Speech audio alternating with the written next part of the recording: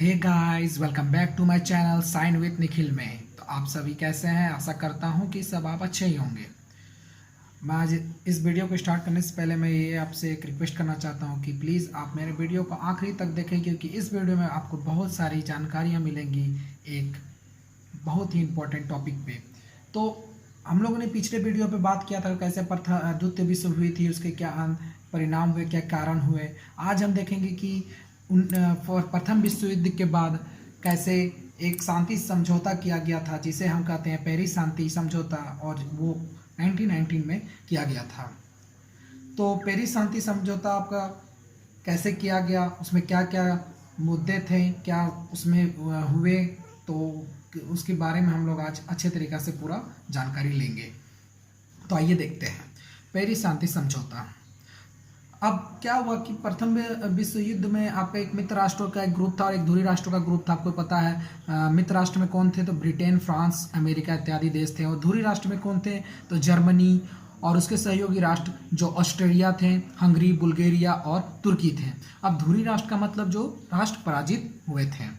अब विजयी राष्ट्रों में आपका जो भी आ जाते थे, आपका फ्रांस के प्रतिनिधि, ब्रिटेन के प्रतिनिधि, ये लोगों ने मिल के एक शांति समझौता किया जो देश हार चुके थे उनके साथ। तो ये समझौता करना क्यों पड़ा आखिर में? क्योंकि आप कोई भी विश्व युद्ध हारा गया तो अपनी क्षतिपूर्ति को पूरा करना, उनसे ज़मीन को छीनना, ये एक समझौता का ही बीच में किया जाता है।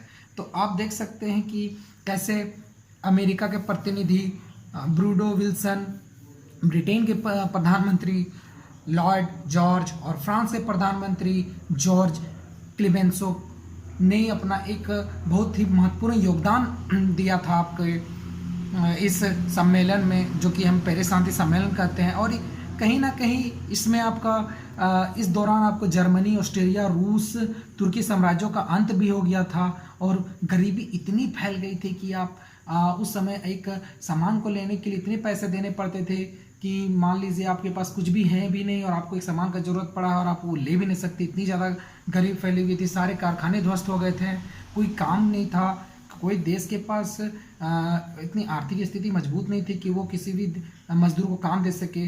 तो प्रथम विश्व युद्ध के बाद ये तो बहुत ही ज़्यादा दयनीय स्थिति होते जा रही थी। इसी के वजह से एक समझौता किया गया, जिसमें एक राष्ट्र दूसरे राष्ट्र के पास कुछ शर्तें रखी गई, जिसमें हम ये भी देखेंगे कि कैसे अमेरिका के प्रधानमंत्री ने 11 सूत्री मांग रखी थी जर्मनी के पास, और कहीं ना कहीं जर्मनी को युद्ध में घुटने टेकने पड़े थे। तो हम इस शांति समझौते के बारे में बहुत ही डीप में देखेंगे और हर एक पॉइंट को देखेंगे। तो आइए देखते हैं। तो सबसे पहले पेरिस शांति सम्मेलन के नेतागणों के बारे में देखेंगे। अब पेरिस में जो नेतागण आए, कौन कौन से नेता, अब हर एक सम्मेलन में कोई ना कोई मुख्य नेता होते हैं, उनके बारे में देखते हैं। तो इसमें थे अमेरिका के राष्ट्रपति विल्सन, ब्रिटेन के प्रधानमंत्री लॉर्ड जॉर्ज, इटली के प्रधानमंत्री ऑरलैंडो तथा जापान के प्रधानमंत्री साइओनजी, ठीक है, साइओनजी शामिल थे। फ्रांस के प्रतिनिधित्व क्लेमेंसो कर रहे थे। अब इन सभी का नाम आप एक बार अच्छे से याद कर लीजिएगा। मैंने इसीलिए डार्क पेन से इसे लिखा हुआ ताकि आपको ये हाईलाइट हो जाए, क्योंकि यही नेतागण ने इस सम्मेलन को आगे बढ़ाया और अपने शर्तों को रखा। किनके पास रखा? तो जो राष्ट्र हार गए थे। अब विल्सन के 14 सूत्री सिद्धांत प्रथम विश्व के जीतने का बहुत सहायक हुए। अब हम देख सकते हैं कि कैसे विल्सन ने 14 सूत्री एक मांग रखा, जिसमें बहुत सारे ऐसे भी मांग थे जो जर्मनी पूरा नहीं कर सकता था। इसी की वजह से जर्मनी को लास्ट में घुटने टेकने पड़े। पेरिस शांति सम्मेलन के मूल आधार, अब इसको क्या आधार बनाया गया इस सम्मेलन को करने के लिए? अब आप सभी को पता है कि प्रथम विश्व युद्ध में कोई ना कोई एक राष्ट्र तो जीतता ही, तो उसी में आपका मित्र राष्ट्र का जीत हुई और धुरी राष्ट्र हारा, मतलब जर्मनी हारा।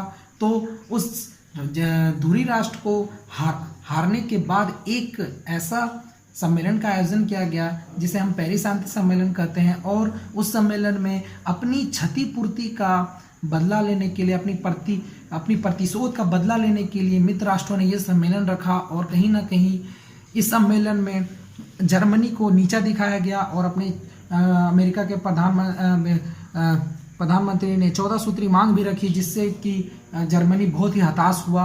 और कहीं ना कहीं ये एक द्वितीय विश्व युद्ध का बीजारोपण हमें माना गया इसमें।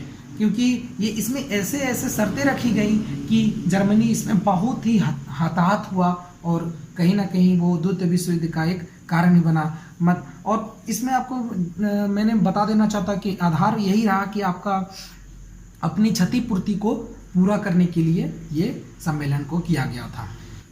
पेरिस शांति सम्मेलन की बैठकें और संधियां। अब पेरिस पीस कॉन्फ्रेंस और इसमें क्या क्या संधियां हुई, अब ये सम्मेलन में क्या क्या इसमें अंदर हुआ था वो हम देखेंगे। तो सबसे पहले देखेंगे फ्रांस के विदेश मंत्रालय के शांति सम्मेलन का अधिवेशन शुरू हुआ। कहाँ पे ये सम्मेलन हुआ? तो फ्रांस के पेरिस में सम्मेलन हुआ और इसकी अध्यक्षता किसने की थी? तो क्लेमेंसो ने की थी इसकी अध्यक्षता। ये याद रखिएगा, बहुत इंपॉर्टेंट है। फिर सम्मेलन की कार्यवाही चलने के लिए 10 व्यक्तियों की एक सर्वोच्च शांति परिषद का निर्माण किया। उसमें कौन कौन थे, कौन कौन राष्ट्र से वही लोग थे? तो अमेरिका से थे, फ्रांस से थे, ब्रिटेन, जापान और इटली से वे प्रतिनिधि को चुना गया था। ठीक है। और बाद में मार्च 1919 में वे केवल 4 व्यक्ति ही महत्वपूर्ण बचे जो कि वो अपना निर्णय लिए। मतलब पहले 10 लोगों का एक समूह बनाया गया था, फिर वो घट के कब कितना हो गए? तो 4 लोगों की वो समूह बन गए। तो वे कौन थे? तो विल्सन थे, लॉर्ड जॉर्ज थे, क्लेमेंसो और ऑरलैंडो थे। या आप इन लोगों के प्रतिनिधियों के देश के बारे में मैंने आपको बता दिया है। ठीक है, उसको आप एक बार अच्छे से याद कर लीजिएगा, आपको बहुत ही हेल्प मिलेगा। अब शांति सम्मेलन में 5 संधियों का मसौदा तैयार किया गया। ये शांति सम्मेलन क्या किया गया?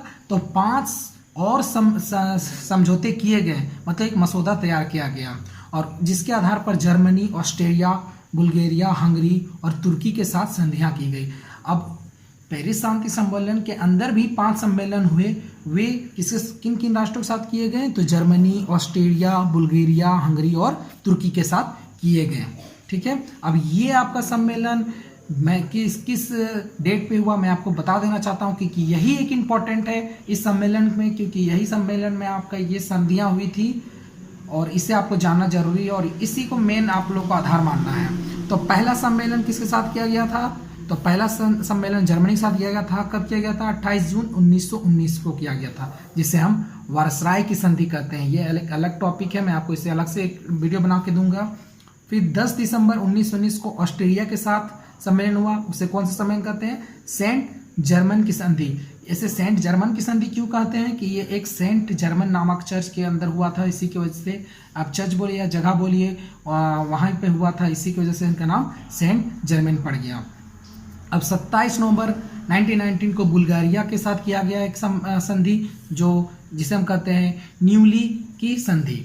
अब 4 जून 1920 को हंगरी के साथ एक संधि की गई, जिसे त्रिवानो की संधि कहते हैं। और 10 अगस्त 1920 को लास्ट संधि तुर्की के साथ की गई, जिसे हम सेब्र की संधि कहते हैं। ये 5 संधियों का आप डेट अच्छे से याद करिएगा, क्योंकि ये बहुत ही इंपॉर्टेंट है। ये आपको कोई भी कंपटीशन एग्जाम में पूछ सकते हैं, इससे डायरेक्ट क्वेश्चन आ सकता है। और वायसराय की संधि में मैं अलग से एक आपको वीडियो दूंगा, जिससे आप बहुत ही अलग से इसको समझ सकते हैं, क्योंकि इसमें बहुत सारे अच्छे जरूरी पॉइंट हैं। तो ये सभी संधियां सम्मिलित रूप से पेरिस की संधि कही जाती है। अब मैंने आपको जैसे बताया कि ये सारे संधि आपका पेरिस में हुआ था, तो इसे सभी को हम पेरिस शांति सम्मेलन ही कहते हैं। और क्योंकि पेरिस के अंदर हुआ था ये सारा सम्मेलन के, और इसी में डिसीजन हुआ था कब कैसे होगा, तो इसे ही हम कहते हैं पेरिस शांति सम्मेलन की। आशा करता हूँ कि आपको ये पेरिस शांति सम्मेलन बहुत अच्छे से समझ में आया होगा। मैंने आपको नोट्स भी दे दिया है, आप नोट्स भी पढ़ सकते हैं इसे।